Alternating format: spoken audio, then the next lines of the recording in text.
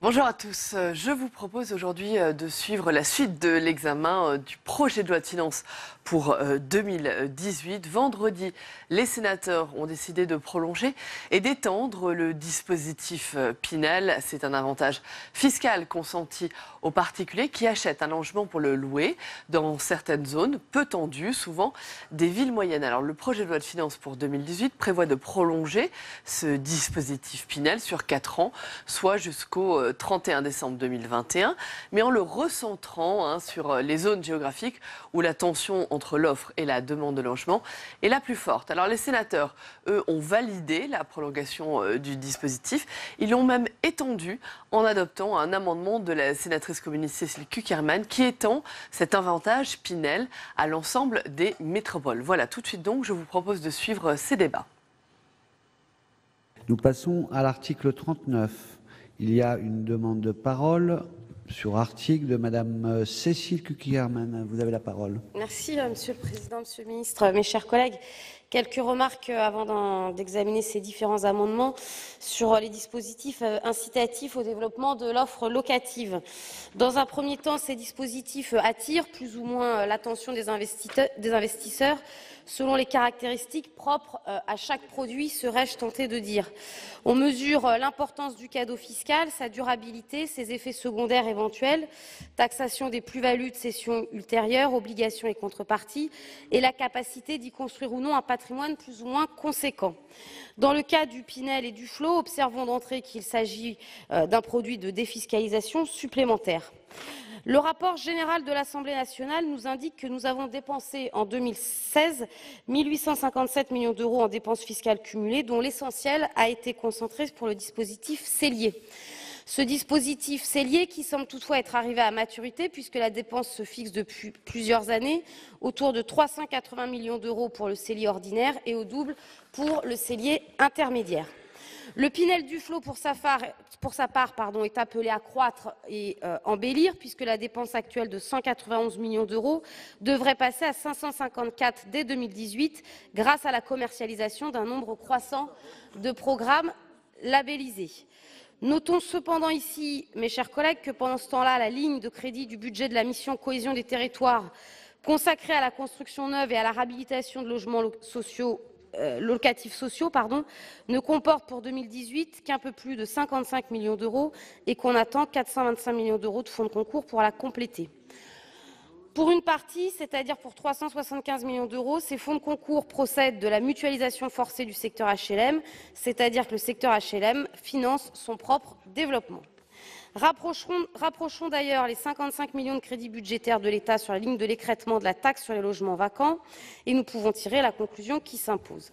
Dans les faits, en 2018, l'État n'apporte plus son concours direct au financement du logement locatif social comme du logement en général.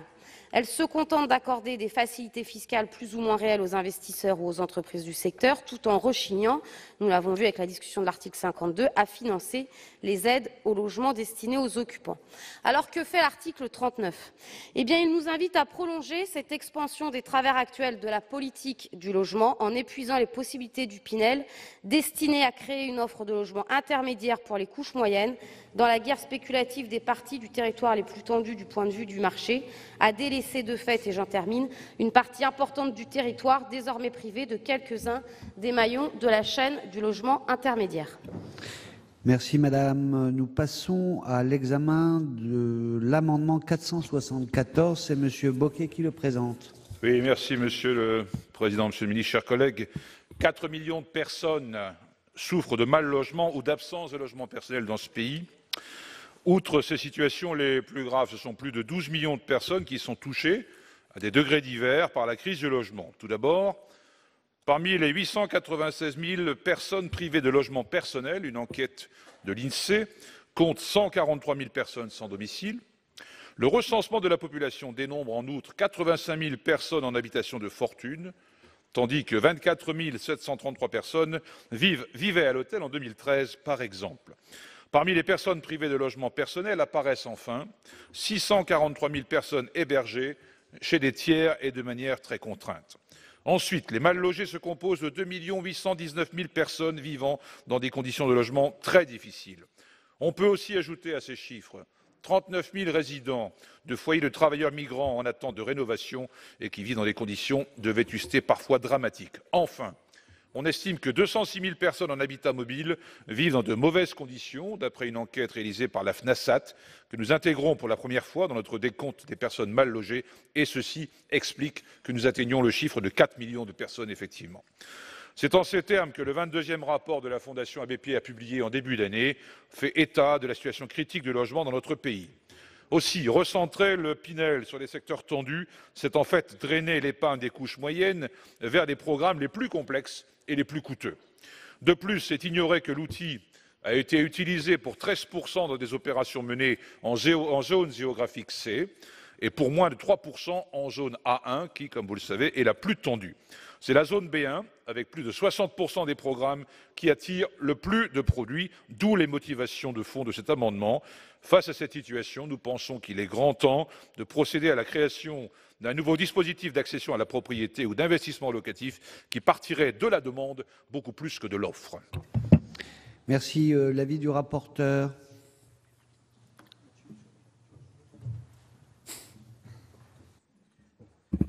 Ça va d'ailleurs être un avis sur beaucoup d'amendements qui concernent les dispositifs fiscaux Pinel. On pourrait avoir un débat en effet sur la pertinence du Pinel. Est-ce que c'est le meilleur moyen d'assurer la production de logements? Ce dispositif est coûteux sans doute, et c'est pour ça qu'il y a des resserrements des zonages. Jusqu'à maintenant, en effet, le Pinel pouvait encourir à la critique dans le sens où on construisait pas forcément toujours dans les zones les plus tendues. Le Pinel crée également une obligation assez forte pour les propriétaires bailleurs qui ont l'obligation de louer. Et si ensuite ils se trouvent attirés par les mirages de la défiscalisation, avoir des logements vacants, non seulement ils ne bénéficient pas des réductions d'impôts, mais en plus ils peuvent avoir des redressements fiscaux. Donc ce n'est pas forcément le dispositif miracle. Bon, néanmoins, c'est un dispositif de soutien à la construction. C'est d'ailleurs, à mes yeux, plus souvent un dispositif de soutien à la construction qu'un dispositif de soutien au logement. En revanche, purement et simplement le supprimer, vous imaginez les conséquences assez brutales que ce serait assez dramatique. Donc évidemment, on ne peut pas souscrire aux amendements qui proposent soit de supprimer certaines conditions, soit de supprimer l'article 39, c'est-à-dire la prolongation du dispositif Pinel. Autant je suis favorable à un resserrement pour aller vers les zones les plus tendues, là où il y a le plus de besoins de logement, autant je suis prudent sur des dispositifs qui seraient un peu brutaux et qui provoqueraient un risque d'arrêt brutal de la construction et de la production de logements, là où on a le plus besoin. Donc c'est un avis donc défavorable. Et par extension, et d'ores et déjà, je vois qu'on a une longue série d'amendements sur le Pinel. Pour les mêmes raisons, je ne suis pas favorable à des extensions de zonage coûteuses et qui ne correspondent pas forcément à la demande locative la plus importante. On va avoir des demandes d'extension dans des zones sismiques, on va avoir des demandes d'extension dans des anciennes zones militaires. Ce qu'il faut regarder, c'est avant tout où sont les besoins de logement et où on a besoin de logements neufs. Et c'est sans doute dans certaines zones en France, pas partout.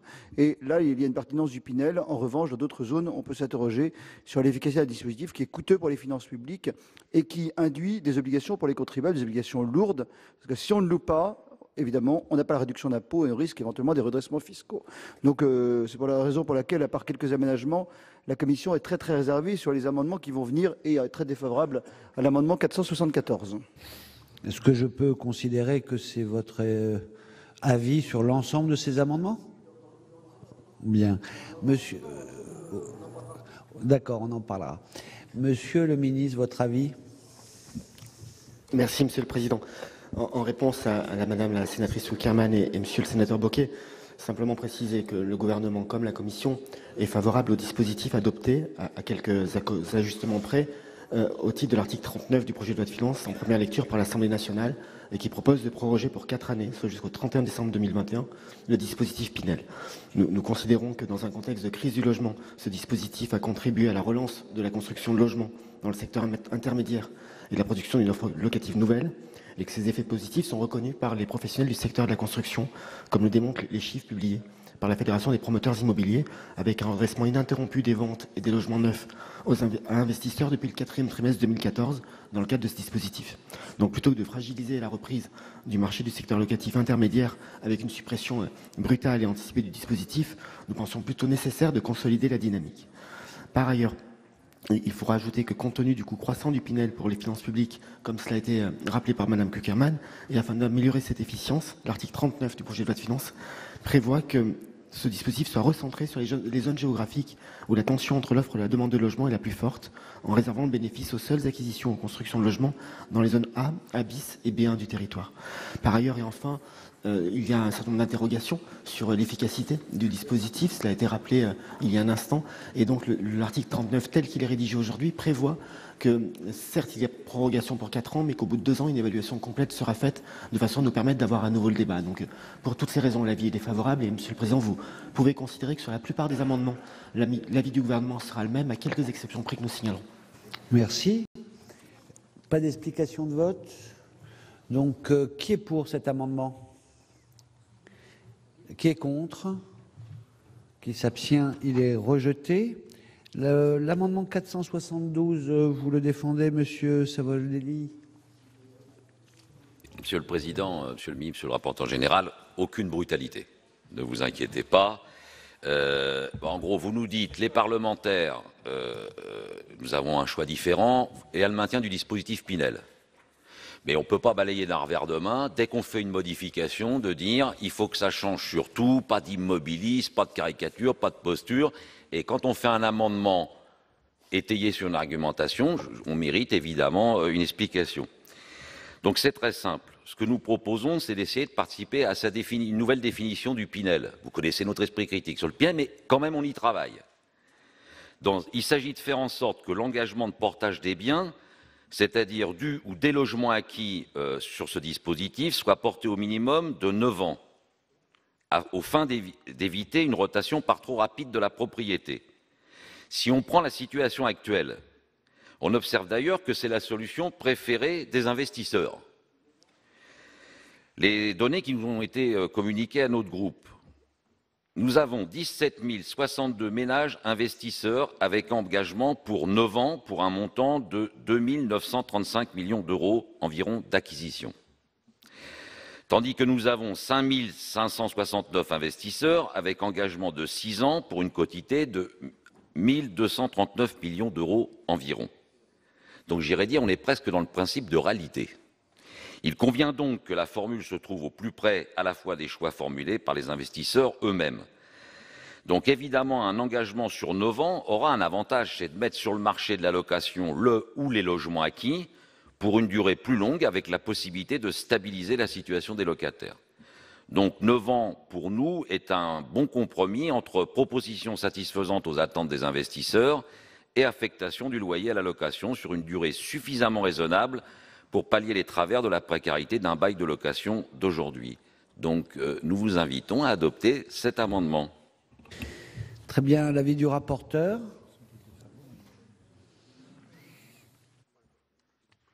À la différence du Duflot, le Pinel offre en effet un choix dans la durée, minimum 6 ans, ça peut être 9 ans. Si l'investisseur choisit 9 ans, par définition, il a une réduction d'impôt plus importante. S'il choisit 6 ans, il a une réduction d'impôt moindre. Donc c'est cette souplesse qui, par rapport à d'autres dispositifs comme le Duflot, a sans doute, aux yeux des investisseurs, rendu le dispositif attractif. Si on supprime cette souplesse, alors même qu'on n'a pas encore pu évaluer le plein effet du Pinel, le risque est simplement qu'il y a encore moins d'investisseurs, avec les conséquences qu'on peut avoir en termes de construction, qui ont été rappelées par le ministre, ou de logement, parce que derrière ces constructions, c'est bien le but de loger des personnes, et donc c'est un avis défavorable. En termes de finances publiques, d'ailleurs, il n'y aura pas de véritable économie. Si on porte à 9 ans, la réduction d'impôt serait plus importante. Ceux qui font le choix de 6 ans, c'est une souplesse qui est certes offerte, mais ils bénéficient, par conséquent, c'est normal, d'une réduction d'impôt moindre. Donc je pense qu'il n'y a pas un enjeu de finances publiques plus important. En revanche, il y a une souplesse liée à la gestion de chaque patrimoine qui est offerte et qui rend le dispositif Pinel attractif, donc avis défavorable. Merci. L'avis du gouvernement. Même avis, Monsieur le Président, avec peut-être un élément de plus. Vous proposez de réduire les dépenses éligibles à 200 000 euros. Dans la mesure où le Pinel s'applique sur les zones tendues, qui se caractérisent par des coûts de construction élevés, l'adoption de votre amendement amènerait à favoriser les investissements sur des petites surfaces, alors que dans les zones tendues, nous avons aussi besoin d'une production d'offres locatives pour des familles avec des surfaces plus conséquentes. Donc je crains que par rapport à l'objectif que vous poursuivez, votre amendement soit par ailleurs contre-productif, donc défavorable. Très bien. Explication de vote? Je n'en vois pas.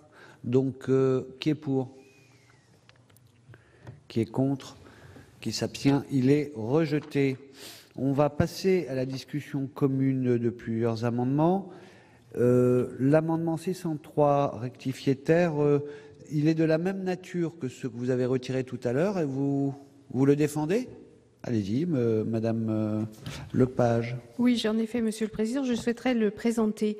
Monsieur le Ministre, vous avez dit que votre avis serait défavorable à quelques exceptions près sur la liste d'amendements de l'article 39, et ce sera peut-être le cas pour cet amendement, qui tend à rendre éligible au dispositif fiscal Pinel prévu par l'article 199 novo bicies du Code général des impôts pour les investissements locatifs dans le logement neuf dit intermédiaire, les travaux sur les immeubles en site patrimonial remarquable. Dans les centres anciens couverts par un SPR, il est parfois important de pouvoir reconstruire quand l'habitat est devenu vraiment vétuste et insalubre, tout en préservant l'unité du quartier ou de l'îlot concerné. Il serait improductif de figer l'espace quand il n'est plus adapté aux exigences modernes de confort, de sécurité et d'esthétique. La revitalisation des centres anciens dont nous parlons doit être placée sous le signe de la diversité et l'effort doit se porter vers tous les types de construction. Il faut absolument élargir l'assiette du Pinel à ces centres anciens, classés SPR, et reconstruire.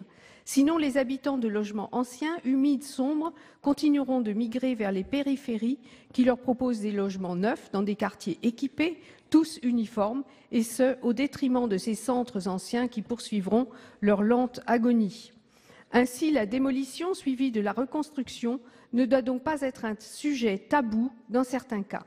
Les pourvoirs publics et les architectes des bâtiments de France ont une grande responsabilité et un rôle considérable à jouer pour atteindre cet objectif, mais la fiscalité doit également être incitative. Le Pinel constitue dans de tels cas un outil adapté à notre vision globale de rénovation des centres anciens classés en SPR.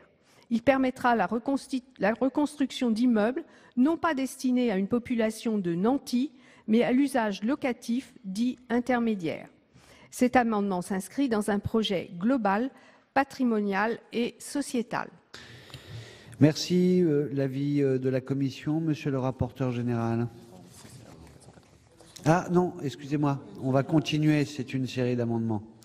Tout à fait. Madame Kukierman, vous avez la parole. Merci, Monsieur le Président. Puisqu'on nous invite à recentrer, à rendre plus efficace la dépense publique, c'est le sens de cet amendement.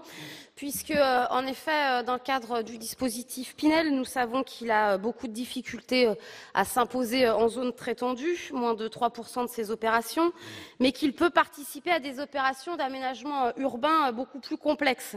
Opérations associant d'ailleurs la réalisation de logements neufs, en logement social, en locatif intermédiaire, libre, logement ou non neuf, logement ancien réhabilité. Ce qui est essentiel, c'est que la palette de l'offre soit la plus diverse possible sur l'ensemble des territoires. Polariser donc le Pinel dans les zones tendues, c'est capter l'épargne des couches moyennes pour la mettre en jeu dans le circuit d'un investissement spéculatif.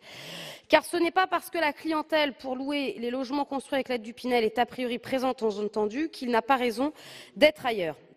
13% des logements Pinel, près de 8 000 dans les faits, ont été réalisés en zone B2 et C, et la grande majorité, plus de 60%, dans les communes classées en B1.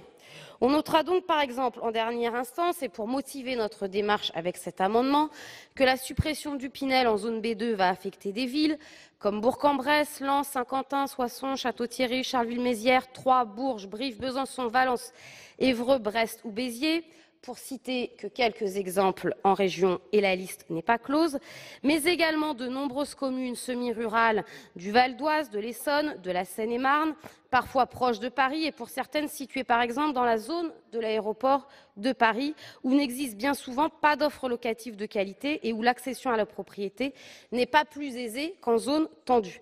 C'est donc pour ces raisons que nous vous invitons à inviter et adopter cet amendement qui, comme l'a rappelé le rapporteur, vise à recentrer le Pinel et à le rendre beaucoup plus efficace. Amendement 527 présenté par Monsieur de Montgolfier. Je vous annonçais tout à l'heure qu'il y avait des amendements d'extension de zonage dans des zones sismiques, dans des zones relatives à couvertes par un contrat de redynamisation de la défense. Quelle est la vocation du Pinel? C'est de produire des logements dans les zones tendues, c'est-à-dire là où il y a des besoins de logement. Et sur cet article 39, la Commission s'interroge, y a-t-il des besoins de logement spécifiques dans des zones où que les militaires ont déserté et qui font l'objet d'un contrat de redynamisation de la défense? La réponse ne paraît pas évidente. Autant on peut maintenir le PTZ dans ces zones, c'est ce que nous avons fait, autant produire du logement neuf, alors même que c'est parfois des zones qui sont un peu sinistrées par des départs de population du fait des départs des militaires, c'est peut-être un petit peu contradictoire, et c'est la raison pour laquelle la Commission était plutôt sur la suppression de l'article 39, mais peut-être que le gouvernement a de bons arguments pour s'opposer à cet amendement, ce qu'on va entendre. Voilà, donc le PTZ paraît justifié. Produire du logement locatif dans des zones où il y a parfois une dépression démographique du fait du départ des activités militaires, ça paraît un petit peu contradictoire. On peut comprendre que ces zones ont besoin de soutien. C'est d'ailleurs pour ça qu'elles ont des contrats de redynamisation des sites de la défense. Faut-il que ce soutien passe par la production de logements neufs? Encore faut-il qu'il y ait une demande locative. Donc c'est une interrogation par rapport à ce dispositif de l'article 39, et c'est la raison pour laquelle la Commission propose de supprimer cet article. Merci, Monsieur le rapporteur. L'avis du gouvernement, Monsieur le ministre. Merci, Monsieur le Président. Pour répondre aux trois, en tout cas pour donner un avis sur les trois amendements qui viennent présenter, notamment l'amendement de Madame Monnier, le dispositif que vous proposez ouvrirait, en tout cas serait redondant pour les bâtiments situés dans un SPR dans le dispositif actuellement couvert par l'article 39 de la loi de finances telle qu'adoptée par l'Assemblée et amènerait à rouvrir l'éligibilité de construction dans certains secteurs, les SPR, dans des zones qui sont sorties ou qui en cours de sortie du Pinel. Donc on aurait un risque d'inégalité, en tout cas de rupture d'égalité entre différents bâtiments sur des éléments assez difficiles à objectiver. Par ailleurs, pour les immeubles situés dans un SPR, il y a un dispositif Malraux qui est certainement plus à même d'accompagner les opérations dont vous souhaitez la réussite dans ces secteurs protégés. C'est la raison pour laquelle, et uniquement celle-ci, le gouvernement donne un avis défavorable à l'amendement que vous avez défendu. En réponse à Mme Koukierman, tout à l'heure j'ai dit que le gouvernement était attaché à l'équilibre trouvé sur l'article 39 et l'amendement que vous proposez revient sur cet équilibre, donc vous comprendrez que l'avis soit défavorable.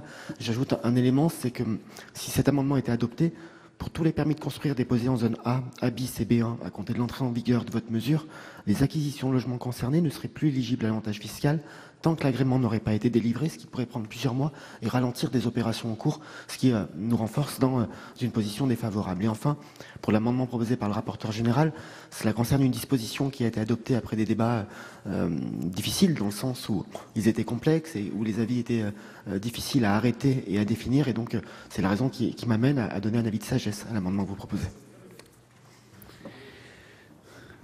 Bien, on va reprendre le fil de la discussion commune que j'ai interrompue par maladresse. Monsieur Canevet, vous avez la parole. Merci, Monsieur le Président, Monsieur le Ministre, chers collègues. On voit bien que l'évolution des dispositifs de défiscalisation tels qu'ils sont proposés risque de poser de nombreux problèmes, et je pense arriver à l'effet inverse de ce qui est recherché, c'est-à-dire notamment arriver à des augmentations des coûts dans les seules zones qui seront éligibles à l'avenir. Donc, je comprends bien l'esprit dans lequel le gouvernement souhaite présenter cette évolution du dispositif et notamment réduire à la fois la dépense publique et le nombre d'opérations, mais je considère qu'il y a encore de nombreux problèmes de logement dans notre pays et qu'il convient d'y apporter une réponse et que le dispositif de défiscalisation soit une réponse qui peut être appropriée à cela. Et donc, je propose, dans les zones périurbaines et rurales, de recentrer le dispositif sur les logements de grande capacité, c'est-à-dire supérieurs à un type 4, de façon à pouvoir apporter des logements qui répondent à la problématique du logement des familles. Merci. Sur l'amendement 659 rectifié, je ne vois personne dans l'hémicycle pour le défendre, donc il n'est pas défendu. Pour l'amendement 304 rectifié, de même. Pour l'amendement 547 rectifié, Madame Delattre. Oui, merci. Monsieur le ministre, vous nous proposez de proroger le dispositif d'Ipinel pour une durée de 4 ans, ce dont on peut se féliciter effectivement, mais quand on regarde dans le détail des modalités, la réduction d'impôt sur le revenu sera recentrée sur les seules zones tendues. Alors tout cela me pose effectivement un problème, cela ne va pas affecter les communes de Bordeaux Métropole par exemple, mais ce sont les communes rurales et surtout un certain nombre de villes moyennes qui verront ce dispositif leur filer sous le nez. On ne peut tout simplement pas se le permettre au moment où il semblerait que le secteur du bâtiment commence à voir le bout du tunnel. Si l'on acte l'exclusion des zones B2 et C du dispositif, ce seront 10 000 à 15 000 chantiers dans le locatif privé qui pourraient être remis en cause. On sait l'impact d'une relance du secteur de la construction sur l'économie. Alors évidemment, il ne s'agit pas de tout bétonner, mais la demande en logement est une réalité. Je vous propose donc de proroger le dispositif existant pour une durée de 2 ans, le temps de prévoir la transition de ce dispositif. Merci. On continue. Madame Gatel. Monsieur le Président, Monsieur le Ministre, mes chers collègues, donc l'amendement que je présente n'est pas une demande d'extension d'éligibilité du Pinel à d'autres zones que celles prévues. Il s'agit juste de permettre que ce qui a été décidé sur la loi de finances 2017 puisse effectivement se réaliser. En 2017, la loi de finances a permis une expérimentation d'une régionalisation d'une partie de la politique logement en rendant éligibles certaines communes de la zone C où il y a de la tension en matière d'habitat sous réserve que ces communes répondent à des critères extrêmement stricts et qu'il y ait une validation par le comité régional de l'habitat. Ce qui fut dit fut fait un peu tardivement puisque les décrets d'application, les décisions des comités régionaux de l'habitat n'ont permis à cette disposition d'entrer en vigueur qu'à la fin juillet 2017. Chacun connaît l'inertie de la réalisation des programmes immobiliers et que donc cette opération, cette disposition qui en Bretagne ne concernait que 13 communes, n'a pas pu correspondre à une véritable expérimentation puisqu'on n'a aucun retour. En entendant à la fois ce que disent mes collègues et le rapporteur général sur la nécessité de faire évoluer sans doute le Pinel, mais surtout d'une obligation de sécurisation des investisseurs et en même temps d'une frugalité des finances de l'État, je ne vois pas comment on pourra définir une nouvelle politique d'investissement locatif sans réaliser des expérimentations. Une a été décidée en 2017.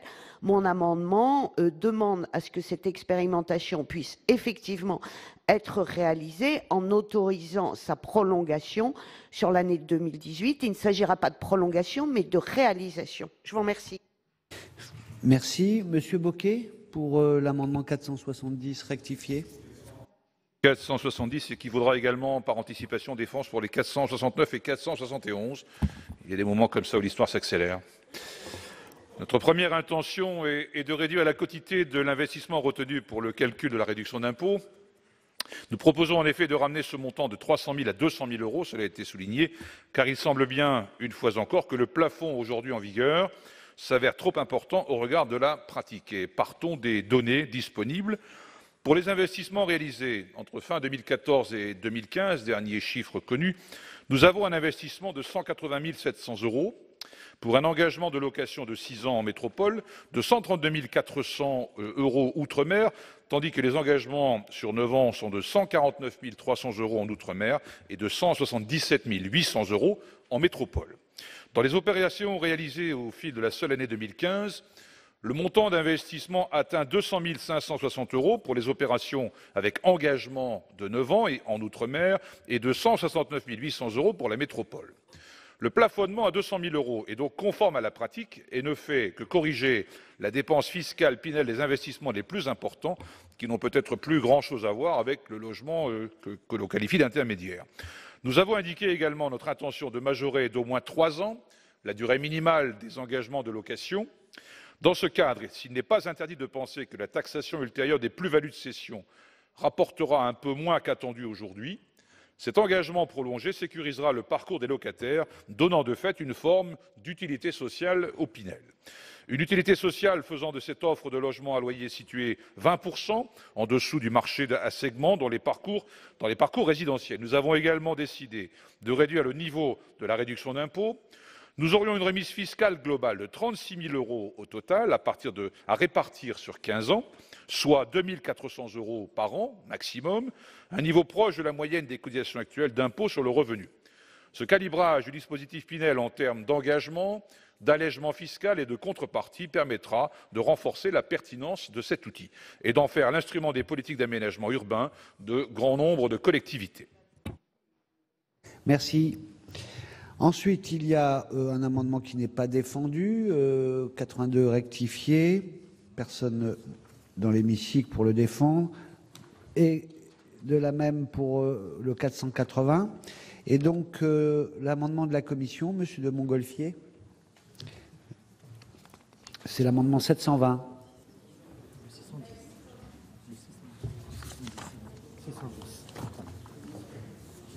Voilà.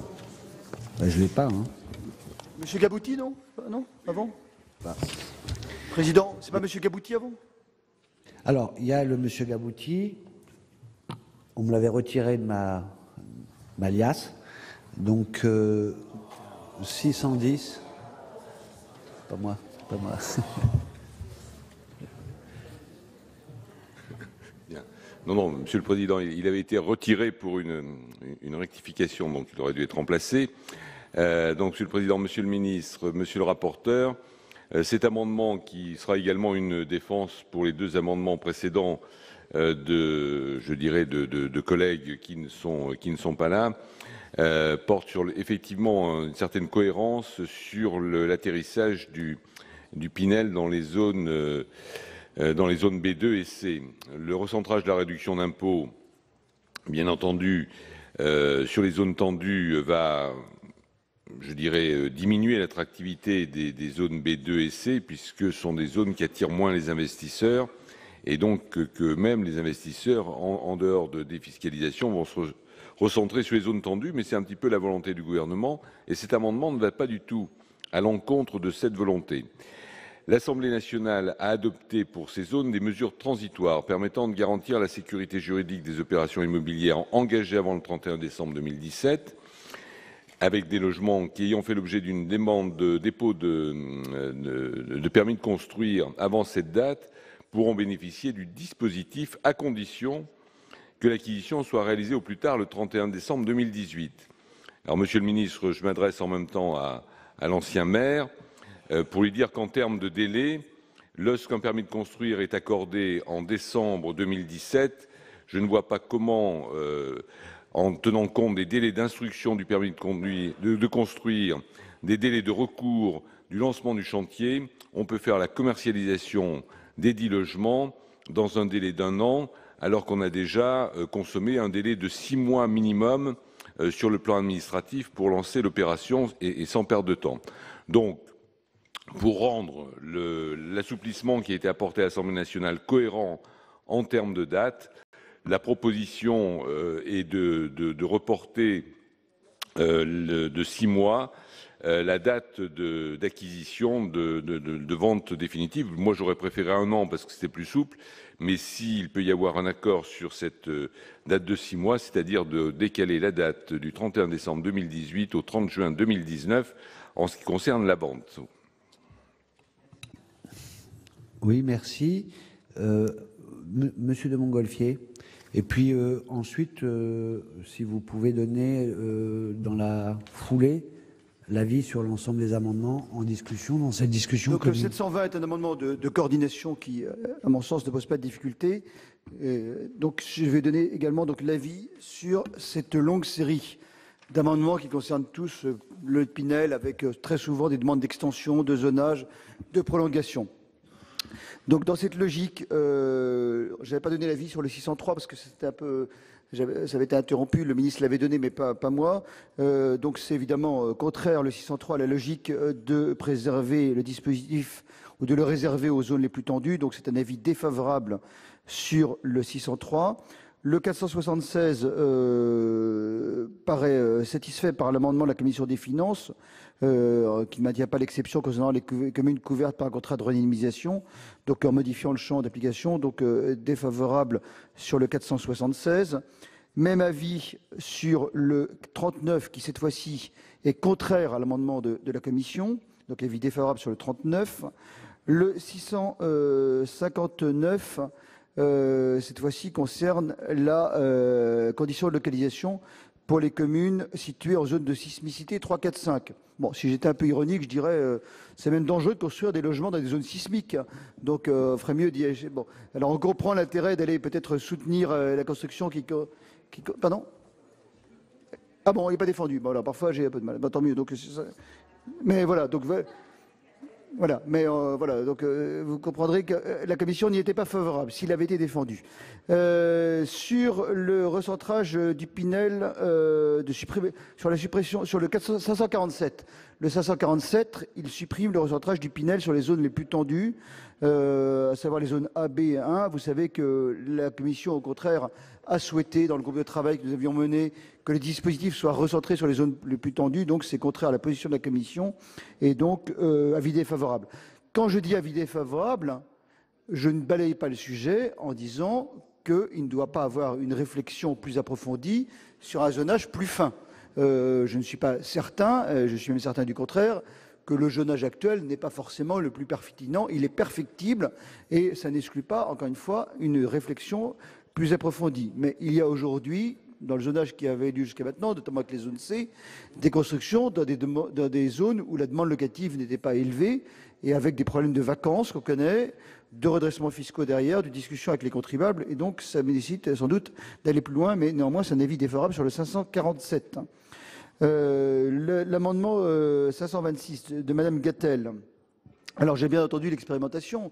Elle n'a pas été mise en œuvre. Le seul problème, c'est que l'amendement supprime bien le Pinel dans les zones tel qu'il est appliqué dans le B2 à titre expérimental, mais ça maintient le dispositif en zone C. Donc c'est assez paradoxal de supprimer la zone B2, mais de maintenir le C, même à titre expérimental. Le paradoxe, c'est pas le mien, mais peut-être que le gouvernement s'expliquera. C'est une bonne raison d'expliquer pourquoi l'expérimentation en fait n'a duré que 6 mois. Donc c'est un paradoxe et donc c'est en tous les cas un peu contraire à l'amendement de la Commission. Donc c'est très réserviste de ce point de vue-là. L'amendement 470 restreint du groupe communiste l'avantage fiscal en réduisant les taux, les durées d'engagement. J'ai expliqué tout à l'heure les conséquences que ça pouvait avoir sur la construction de logements. Donc vous comprendrez que c'est un avis défavorable. Et en revanche, sur les amendements, le 480, il a bien été défendu, oui. Non, c'est pas celui-là, c'est celui de Gabouty, pardon. On passe au 610 rectifié, monsieur. Qui est identique. Il a été rectifié. Donc voilà, donc c'est un avis favorable du fait de cette rectification. Est-ce que j'ai achevé? Il en reste? Ça y est, c'est bon. Voilà. C'est bon, monsieur le rapporteur général. Et j'ai défendu l'instant le 720. Voilà. Alors, monsieur le ministre, vous aviez donné votre avis sur les 3 premiers. Donc on peut commencer, si vous le souhaitez, au 291 rectifié.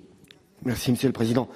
Pour les raisons que j'ai évoquées tout à l'heure sur l'attachement du gouvernement aux équilibres de l'article 39 de la loi de finances telle qu'adoptée par l'Assemblée, Mesdames Monnier, Cukierman, Delattre, Gatel, Messieurs Canevet, Bocquet, Gabouty comprendront que je ne reprendrai pas l'ensemble des explications et n'y verront pas la volonté d'éluder. Par contre, l'avis est défavorable. Je voulais apporter simplement 2 précisions. Le premier pour dire que rappeler que le gouvernement a un avis de sagesse sur le 527 du rapporteur général, un avis favorable sur le 720 de la commission des finances qui procède à des coordinations utiles.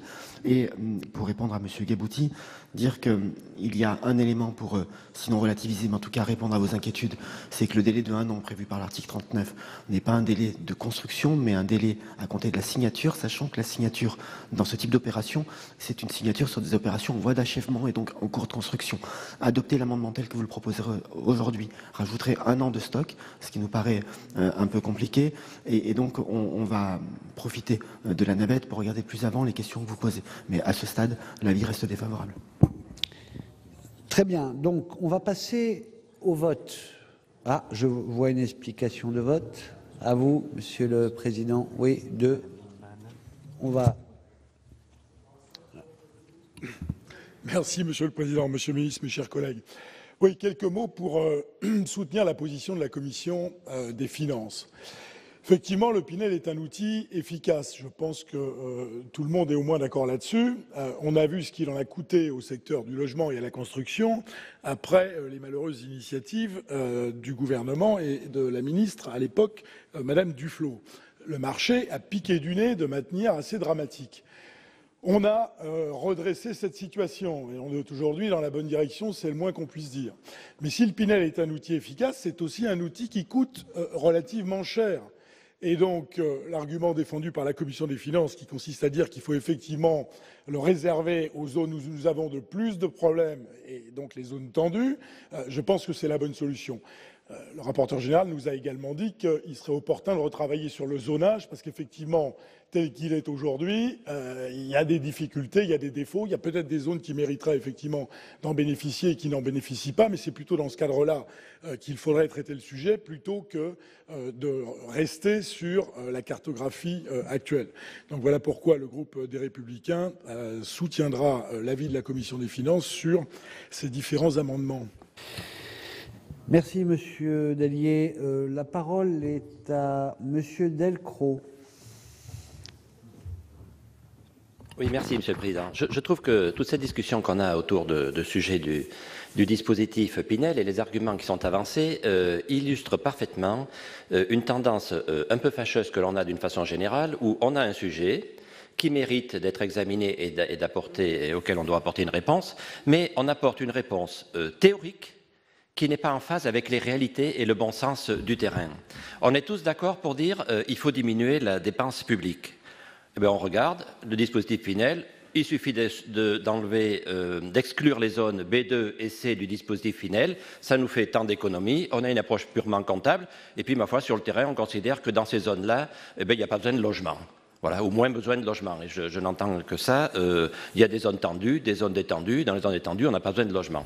Et en fait, quand on connaît bien la réalité du terrain, mais c'est pas du tout ça. On n'est pas du tout en phase.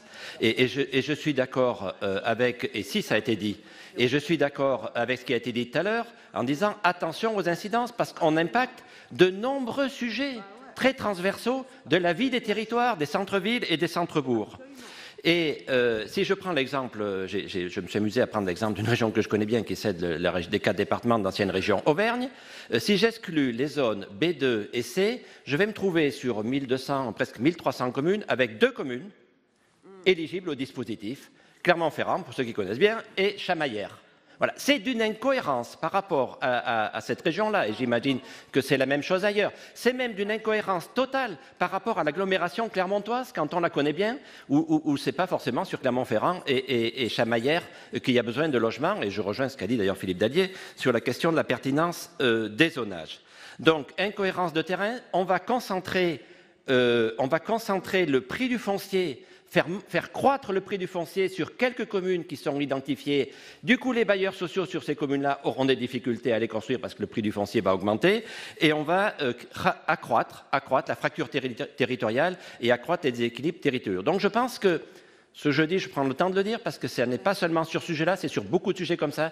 Je pense qu'il faut prendre le temps avant de prendre des mesures qui, en théorie, marchent bien, en apparence, sont simplistes. Et on dit, ben voilà, là, il y a moins besoin de logement, on exclut ces zones et puis la question est réglée. Il faut prendre le temps de mesurer l'impact concret sur le terrain, tout secteur confondu, des mesures que l'on prend. Donc moi, je soutiendrai un certain nombre d'amendements, notamment ceux de mes collègues, bien sûr, Michel Cannevet et Françoise Gatel et quelques autres. Je vous remercie. Merci. Madame Marie-Noëlle Lienemann. Oui, mes chers collègues, je partage l'analyse qui est faite par notre collègue précédemment. Le principe même des aides fiscales, c'est quand même qu'on est dans des cadres qui deviennent tout de suite normatifs, généralisés et s'adaptent très mal à la diversité des territoires. Ça, c'est un vieux choix qui est fait et dans 10 ans, on nous expliquera que c'était comme l'APL. Quand on a supprimé l'aide à la pierre, on nous a expliqué que c'était génial l'aide à la personne, puis maintenant on dit que c'est acheté aux orties. Et bien dans 10 ans, on va dire que ces aides fiscales auront ruiné pour une large part le budget de l'État et n'auront pas atteint les objectifs voulus. Moi, je voudrais insister d'abord sur ce qu'a dit Monsieur Daillet. Non, c'est pas Madame Duflot qui a fait baisser le prix. Je m'excuse, Monsieur Daillet. Non, c'est une question de fait objectif. C'est 1 an et demi avant qu'il y a une décrue de l'immobilier.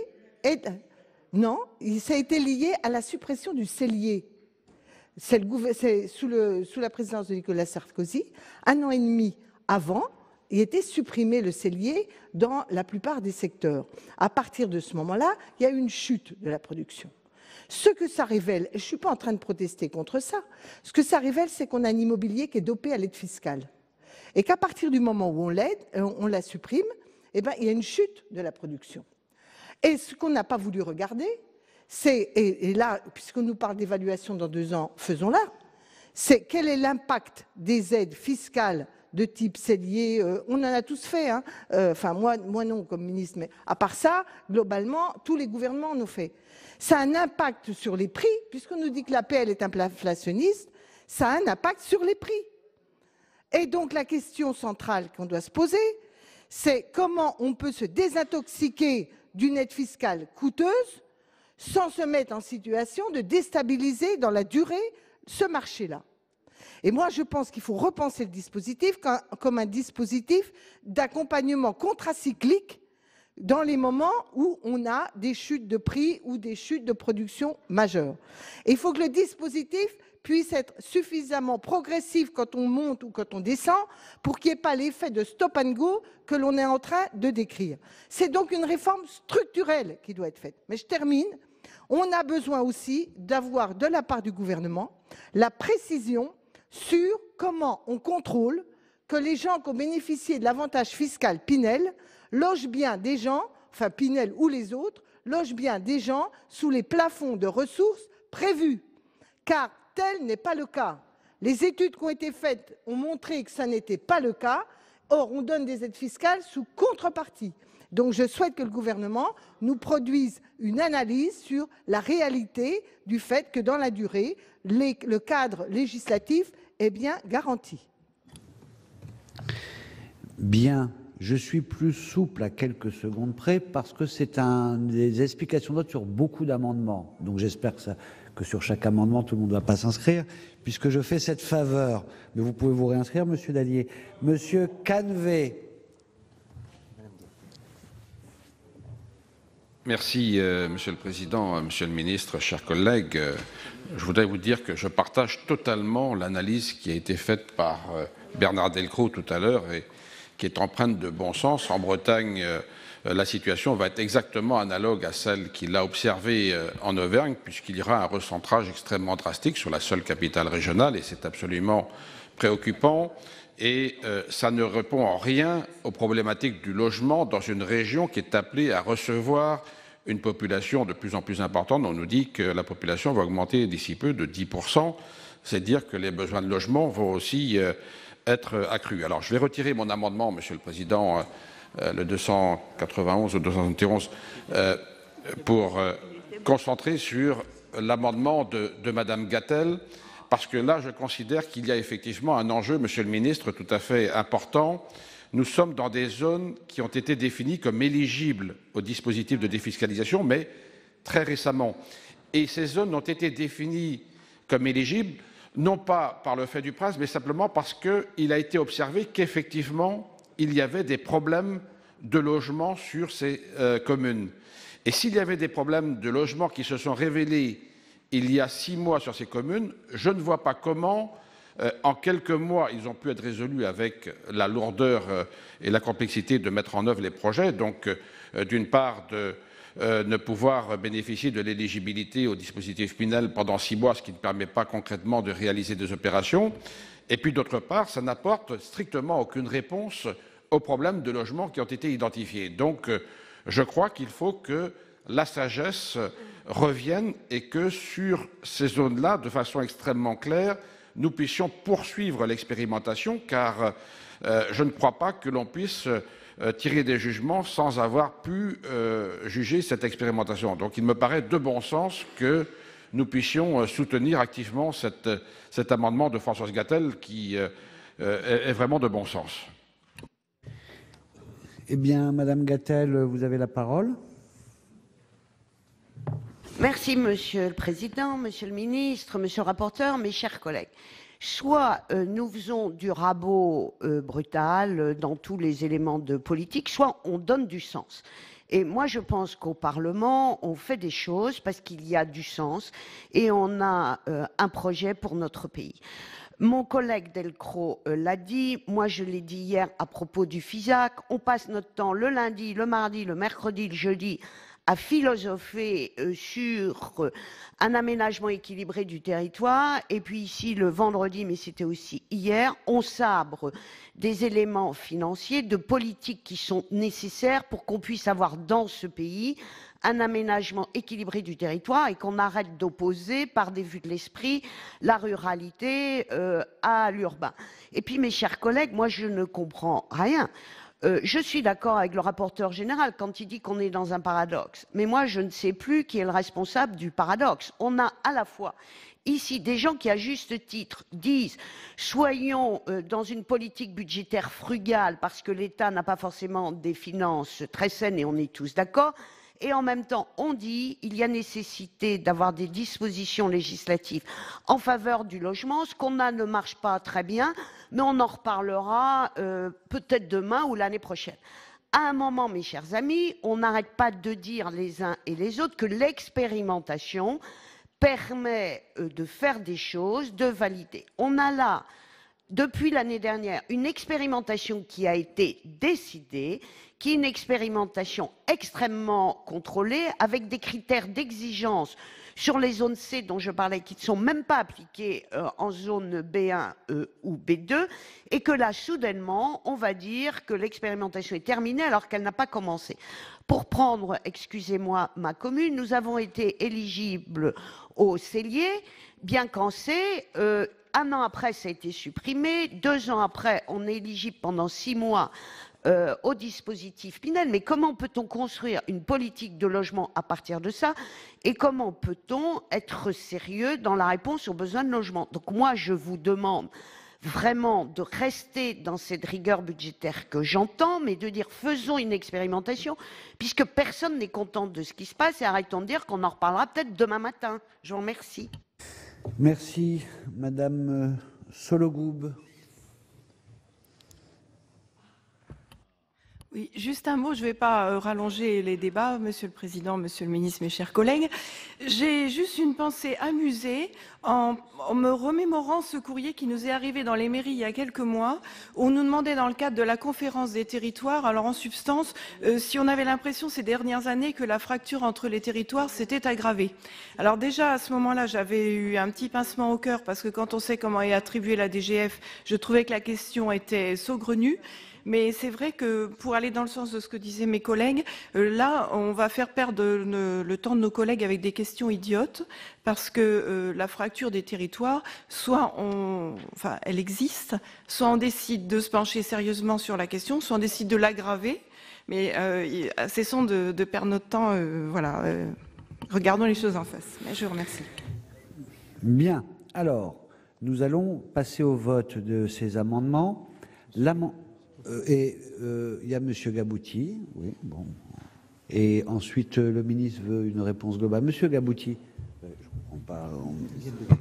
Oui, merci Monsieur le Président. Non, simplement 2 mots. On ne peut pas faire la réforme de la politique du logement au détour de quelques amendements en loi de finances, mais on voit bien tout de suite qu'on a la matière à faire un grand débat sur le sujet et que finalement, ce qui a été dit par Philippe Dallier, Bernard Delcros ou Marie-Noëlle Lienemann n'est pas forcément totalement contradictoire, qui a besoin probablement d'une mise à plat avec un petit peu de recul. Moi, j'en viens à des choses beaucoup plus concrètes, Monsieur le Ministre, simplement sur l'amendement qui ne repousse pas d'1 an, mais qui repousse que de 6 mois. Hein. C'est déjà un retrait. Moi, je pensais qu'1 an, c'était mieux, mais bon, on me dit que 6 mois, ça paraîtrait plus raisonnable et plus acceptable. Ça n'aura pas d'effet incitatif sur les opérations. Ça permettra à des opérations lancées de se réaliser dans de bonnes conditions, dans des zones effectivement où l'afflux d'investisseurs est un petit peu moins rapide que dans des zones très tendues. Donc voilà, repousser de 6 mois ne coûtera rien effectivement à l'État. C'est pas une prolongation, ce n'est pas un avantage supplémentaire. C'est permettre simplement que des opérations, parfois qui sont des opérations à tranches, puissent effectivement se terminer dans des conditions convenables, parce que même si on vend en voie future d'achèvement, on ne vend pas dans ces zones-là encore sur plan, comme dans les zones, disons, très spéculatives. Donc je pense que l'acceptation de 6 mois serait raisonnable et explicable aux interlocuteurs, qu'il s'agisse des opérateurs ou des collectivités locales, sinon on ne va pas comprendre qu'il faut tout faire en un an. Bien. Monsieur le ministre, vous avez demandé la parole. Oui, juste un mot, Monsieur le Président, pour dire que tous les arguments ont été entendus et d'ailleurs ils s'inscrivent dans le débat sur le logement, sur la politique du logement, débat auquel vous êtes nombreux et nombreuses à participer depuis maintenant des semaines, voire des mois, y compris pour contribuer et apporter des solutions. Je pense notamment au travail mené par Monsieur Dalli ou par Madame Lienemann. Sur les éléments qui ont été abordés, 2 points simplement. Pour Madame Lienemann, par rapport au contrôle des propriétaires, des investisseurs sur la nature ou l'éligibilité des locataires qui sont installés dans les logements. Ces contrôles relèvent des dispositifs fiscaux classiques. Nous sommes un peu désemparés pour mettre en place des règles qui seraient totalement contraignantes et surtout qui garantiraient l'absence totale de lutte ou de détournement. Mais en tout cas, je puis vous assurer qu'il y a contrôle. Et si vous le souhaitez, nous nous tenons totalement à votre disposition pour un échange avec les services fiscaux, de manière à ce que vous puissiez vous-même, dans un échange direct, voir comment sont organisés ces contrôles et comment, si cela vous paraît nécessaire, des pistes d'amélioration pourraient être abordées. La deuxième chose, c'est que dans toutes les interventions, je rejoins M. Gabouty quand il dit qu'il n'y a pas nécessairement de contradiction. On parle beaucoup d'expérimentation, d'adaptation, et c'est vrai, et en cela, à titre personnel, je rejoins l'expression de Mme Lienemann tout à l'heure, quand elle disait que nous mettons en place sur le logement, par des dispositifs fiscaux, des règles contraignantes, zonées, avec systématiquement des effets de seuil, des effets d'éviction lorsqu'un zonage bouge. L'idée d'avoir une politique de logement qui soit contracyclique quand c'est nécessaire, qui permettent d'accompagner des projets là où c'est nécessaire et qui répondent ainsi à l'intérêt général est certainement la meilleure des pistes. Nous aurons bientôt, au mois de janvier, l'occasion de débattre du projet de loi intitulé « Pour un État au service d'une société de confiance » qui envisage la possibilité d'expérimentation, de déconcentration, voire de décentralisation d'une partie du pouvoir normatif. Et je pense que ce type de réflexion et d'outils pourront aussi trouver leur place dans ce débat-là. Pourquoi ne pas imaginer, et je le répète, c'est une suggestion à titre personnel, que sur un certain nombre d'aides au logement, les préfets de région puissent être en capacité, indépendamment des zonages, parce qu'un projet relève de l'intérêt général, ça répondrait d'ailleurs à un certain nombre d'interrogations et d'amendements précédemment présentés, puissent accompagner ponctuellement, pour un temps donné, des opérations précises. Ça relève de l'expérimentation, ça relève ça relève, pas tout à fait, Madame Gatel, pardonnez-moi, ça relève d'un pouvoir de décentralisation ou de déconcentration du pouvoir réglementaire. Alors que vos dispositifs reviennent, je le répète, sur l'article 39 de la loi de finances, et comprenez que le gouvernement maintient son avis à ce stade. Bien, monsieur le rapporteur général a demandé la parole. Je crois qu'on a un certain nombre de points d'accord, au-delà des accords ponctuels qui s'expriment sur tel ou tel amendement. Premier point d'accord, le dispositif Pinel est, comme tous les dispositifs fiscaux qui l'ont précédé, un dispositif de subvention par les dépenses fiscales qui coûte cher et dont évidemment l'objectif est de construire dans les zones les plus tendues. Le zonage tel qu'il apparaît aujourd'hui est certainement perfectible. Bien, le système des zones A, B, C, B2, etc. est sans doute aveugle et ignore des situations, des réalités locales sur lesquelles on peut, et je rejoins ce que dit Mme Gatel, sur la nécessité de quelque chose de plus précis, sur lequel on a besoin d'affiner. Mais derrière, si on construit dans les zones les moins tendues, c'est un risque à la fois non seulement pour les finances publiques, mais également pour les contribuables eux-mêmes. Parce que la situation de logements vacants ou de logements qui ont été subventionnés par la dépense fiscale et dans lesquels les propriétaires n'arrivent pas à trouver de locataires, c'est une réalité. Et dans ce cas-là, ça veut dire que simplement, les personnes derrière se voient refuser le bénéfice de la réduction d'impôts ou ont des redressements fiscaux. Donc notre responsabilité, c'est aussi de ne pas entraîner les contribuables vers des investissements qui seraient mal orientés, peut-être du fait des mirages de la défiscalisation. Vous avez des commercialisateurs qui vous vendent le fait que vous avez des loyers garantis, que ce sera fantastique, qu'il y a une demande locative forte, et on sait très bien que dans un certain nombre de cas, on est amené à construire dans des zones où la demande n'est pas là et avec des bailleurs qui ont les plus grandes difficultés à trouver des locataires. Donc, point d'accord, c'est certainement, en effet, la nécessité de revoir un zonage qui aujourd'hui est inadapté et qui est beaucoup plus précis. Je me rappelle que dans l'audition en commission des finances de Jacques Mézard, le ministre nous avait dit d'ailleurs que le gouvernement souhaitait retravailler sur quelque chose de plus précis. Il faudrait presque regarder commune par commune et parfois quartier par quartier où sont les besoins de logement et que le dispositif soit réservé aux besoins de logement les plus criants, là où il y a un besoin de demande locative. Deuxième réflexion, ce qu'a dit Marie-Hélène Lienemann, je la rejoins largement lorsqu'elle dit le coût des dispositifs, l'avantage fiscal conduit à renchérir le logement. Non seulement peut-être de la part des promoteurs, mais également des intermédiaires. Et c'est la raison pour laquelle je vous ai proposé un amendement qui porte le numéro 719, qui vise à restreindre, qui vise à encadrer plutôt les frais des intermédiaires. Parce que vous savez très bien, quand on vend des défiscalisations, il y a un certain aveuglement des contribuables. Les Français aiment tellement peu payer l'impôt qu'ils sont prêts parfois à souscrire à des dispositifs fiscaux de manière un peu aveugle. Et une partie de ces avantages fiscaux va au coût du logement, une autre partie va aux intermédiaires, et ça renchérit. Et de même qu'on a été amené par le passé à réduire les frais des intermédiaires sur des dispositifs fiscaux du type ISF-PME, on va le proposer sur des dispositifs Madelin, eh bien, il serait normal que le coût des intermédiaires soit encadré, c'est l'objet de l'amendement 719, de façon à ce que l'avantage fiscal aille bien à la construction de logement et pas à des intermédiaires, à des commercialisateurs qui profitent de l'avantage et de l'attrait pour la défiscalisation pour augmenter leurs frais. Donc voilà, ce n'est pas donc une position de principe en disant rien ne doit changer, tout est parfait, mais dans le bref temps qui nous est imparti, vous comprenez qu'il n'est pas possible de rentrer dans le détail de l'impact de chacun de ces amendements. C'est la raison pour laquelle l'avis est plutôt défavorable, sous les réserves des avis favorables que j'ai donnés pour certains, et ça appelle un travail de réflexion plus approfondi sur les zonages. Bien, merci. Alors, nous allons passer au vote de ces amendements en discussion commune. Nous sommes à l'amendement 603 rectifié. Monnier, défendu par Madame Lepage. Il est retiré ? Retiré. L'amendement 476 rectifié avec 2 avis défavorables défendus par Madame Cukierman. Qui est pour ? Qui est contre ? Qui s'abstient ? Il est rejeté. L'amendement 527 de Monsieur le rapporteur, avec, bien sûr, avis favorable de la Commission, mais un avis de sagesse du gouvernement. Qui est pour ? Qui est contre ? Qui s'abstient ? Il est adopté. Un amendement retiré de 191 rectifié, donc il n'est pas soumis au vote. Ensuite, un amendement 547 rectifié de Madame Delattre. 2 avis défavorables. Qui est pour ? Qui est contre? On va recompter. Qui est pour?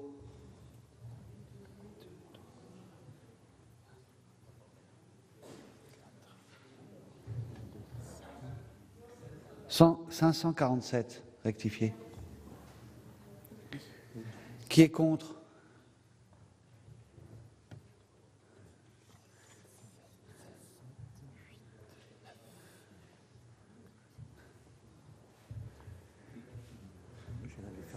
Assis debout.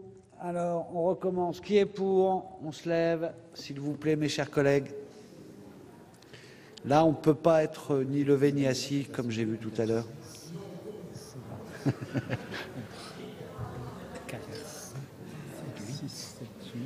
Est-ce qu'on considère que vous êtes debout? Voilà.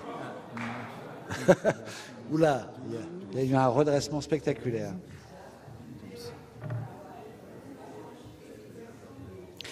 C'est bon? On peut s'asseoir. Qui est contre? On se lève.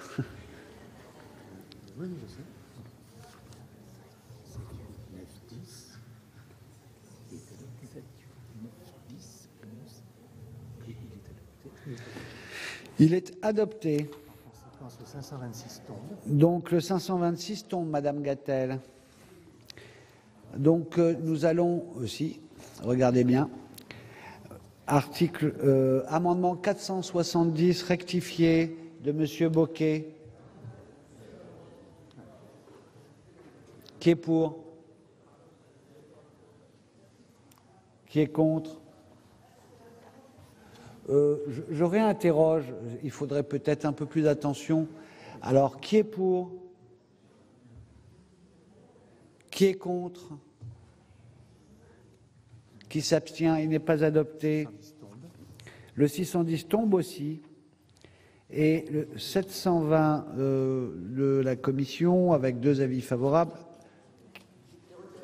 il est retiré. La séance est reprise. Donc, nous sommes maintenant à l'article toujours 39, avec l'amendement 14 rectifié de Madame Kukierman. Merci, Monsieur le Président. Je crois que on est dans la continuité des débats qu'on vient d'avoir et de la difficulté, effectivement, d'un Pinel et d'un zonage imposé qui, parfois d'ailleurs, ne tient pas compte des réalités des structures de coopération existantes sur le territoire. Et si, pour certains, mais je crois qu'on y reviendra un peu plus tard dans les amendements non rattachés, la métropole de Lyon peut constituer le modèle indépassable de construction métropolitaine, force est de constater que tout le monde n'est pas logé à la même enseigne. Ainsi en est-il de la métropole de Saint-Étienne, 53 communes, plus de 400 000 habitants, ou de celle de Brest, 8 communes, plus de 207 000 habitants, qui deviendront métropole au 1er janvier 2018. Aucune des communes de la première ne se situe en effet en zone B1 et nous avons pour Saint-Étienne Métropole 30 communes classées B2 et dont 23 en zone C. Pour Brest, les 8 communes de la métropole se retrouvent en zone B2. Ceci posé, comme dans les 2 cas, l'établissement public de coopération intercommunale dispose de la compétence habitat et on est donc en droit de se demander si le fait de le priver de l'outil Pinel sera forcément la meilleure solution. Surtout au regard des loyers de sortie dans ce type d'opérations qui peuvent répondre aux besoins d'un certain nombre de familles. Je ne reviens pas sur la situation de ressources des habitants de ces métropoles, mais le Pinel peut répondre à une demande assez précise de certaines familles qu'il convient donc de faire en sorte pour que cela ne leur devienne pas inaccessible, sauf à les contraindre de partir, en favorisant donc une paupérisation rampante de la population résidente. Ajouter dans le temps qui me reste, et plus particulièrement sur la situation de Saint-Étienne Métropole, que nous nous retrouverions dans une situation assez paradoxale, qui fait qu'en région Auvergne-Rhône-Alpes, l'ensemble des villes métropoles auraient accès au maintien du dispositif Pinel, et nous aurions ainsi la 2e ville de la région Auvergne-Rhône-Alpes qui en serait exclue, alors que nous le savons tous, aujourd'hui un certain nombre d'opérations, y compris avec différents financements d'État, permettent de la requalification et de la redynamisation du centre. Ce serait donc, je crois, un très mauvais signe à renvoyer, en tout cas, à ces territoires, à ces communes. Ce serait aussi, et au-delà du débat que nous avons eu les uns et les autres sur les métropoles, faire de fait une inégalité entre les différentes métropoles et accepter qu'il y ait des métropoles de non plein exercice à défaut des autres. Je crois que nous n'avons pas besoin de ça dans notre pays aujourd'hui. Merci. L'avis du rapporteur général.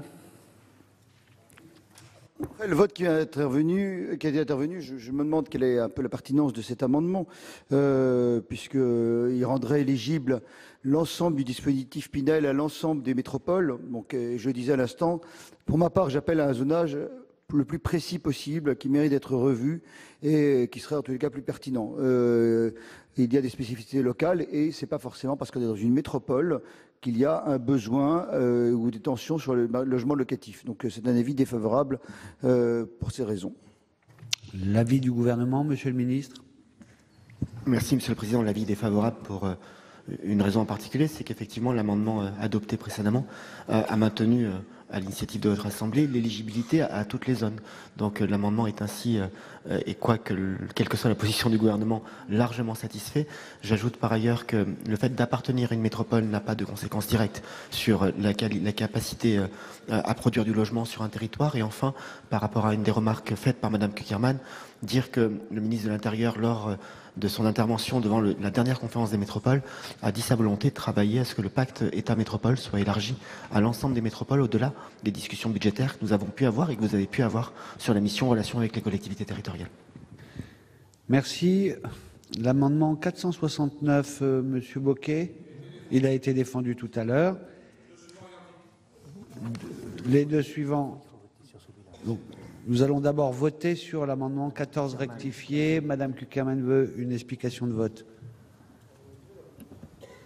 Oui, je vous remercie pour les explications. Tout d'abord, je crois qu'au-delà de l'amendement qui a été voté précédemment, cet amendement permet d'inscrire effectivement une certaine uniformité à l'égard de l'ensemble des métropoles dans notre pays qui sont déjà de plein exercice ou qui seront de plein exercice à partir du 1er janvier 2018, que bien évidemment ce n'est pas simplement une question de zonage qui assure ou pas l'harmonisation, on va dire, entre les différentes métropoles, mais dès lors qu'elles ont la compétence habitat, je crois qu'on ne peut pas les priver dès à présent de ces outils-là. Je crois qu'on a besoin, au contraire, et ça a été dit, ça a été d'ailleurs défendu par certains, de consolider et de leur permettre dans les années qui viennent d'avoir leur rôle à la fois pour les communes qui en sont membres sur leur territoire de développement de ces métropoles et aussi de retomber pour l'ensemble des autres territoires. Je crois qu'en tout cas c'est un très mauvais signal qui a été renvoyé à l'Assemblée nationale quand cet amendement n'a pas été adopté à l'égard de territoires aujourd'hui qui sont fragilisés, qui sont mis parfois en concurrence de façon violente les uns les autres et je le redis, qui remet en cause l'harmonisation d'une armature urbaine à l'échelle d'une très grande région comme la région Auvergne-Rhône-Alpes. Merci. Donc nous passons. Oui, Madame Gatel. Président, Monsieur le Ministre, Monsieur le rapporteur, mes chers collègues. Alors j'ai beaucoup aimé la première partie de la réponse de Monsieur le Ministre, qui était beaucoup plus claire que la seconde partie de sa phrase, qui a dit à l'amendement de Madame Cukierman que l'amendement que nous venions de voter satisfaisait le sien. Il a effectivement ajouté après qu'il ne s'engageait pas là devant nous sur la suite qui serait donnée à cet amendement parce qu'on a bien compris qu'il y avait des réserves. Encore une fois, moi je voudrais intervenir sur ce sujet. Effectivement, on ne peut pas dire que parce qu'il y a un périmètre métropolitain, toutes les communes peuvent être en zone tendue. Ça, ce n'est pas vrai. Toutefois, encore une fois, moi je ne comprends pas pourquoi on touche un peu alors même qu'on dit qu'on n'est pas satisfait et qu'on a plutôt une logique, mais je l'entends bien, une logique comptable, mais encore une fois, on ne reprend pas le sens des choses. Donc moi, je suis un peu navrée des décisions que nous prenons ce matin, qui certes sont très intéressantes sur le plan budgétaire, mais on ne règle rien en matière de logement et je ne sais pas quand nous trouverons la bonne réponse en matière de logement, parce que ça ressemble un peu à la conquête du Graal. Merci. Nous allons passer au vote. 14 rectifié, qui est pour? Regardez bien. Qui est contre?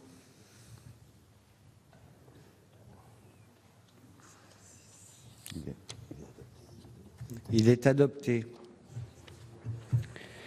L'amendement 469, vous l'avez défendu. L'avis du rapporteur 469, monsieur le rapporteur. 469. Amendement qui propose d'abaisser le plafond, de limiter le plafond à 200 000 €, le prix de revient sur lequel est calculée la réduction d'impôt Pinel. Je parlais de stabilité tout à l'heure et de visibilité pour les contribuables. Il faut arrêter de modifier en permanence les conditions, sinon les contribuables ne s'y retrouvent pas. Déjà, le dispositif du logement, je partage ce qu'a dit Marie-Noëlle Lienemann tout à l'heure, tous les ministres du logement ont attaché leur nom à un dispositif. Donc c'est extraordinairement complexe pour les contribuables. Ne rajoutons pas de la complexité en changeant encore les dispositions, notamment par un abaissement, une limitation du plafond. Donc avis défavorable sur le 469. Monsieur le ministre, votre avis? Défavorable pour les raisons évoquées précédemment, et M. Bocquet me pardonnera, c'est aussi défavorable sur le 471 et 473 par anticipation. Très bien. On passe au vote. 2 avis défavorables. Qui est pour? Qui est contre?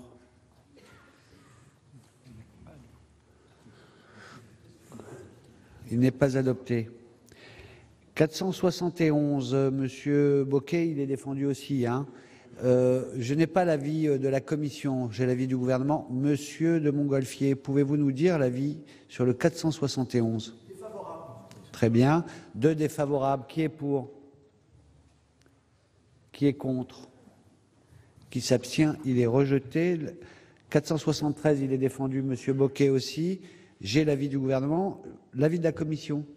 Favorable. Défavorable aussi. 2 avis défavorables. Qui est pour? Qui est contre? Qui s'abstient? Il est rejeté. Nous avons 3 amendements maintenant en discussion commune. On commence par monsieur... 719, monsieur.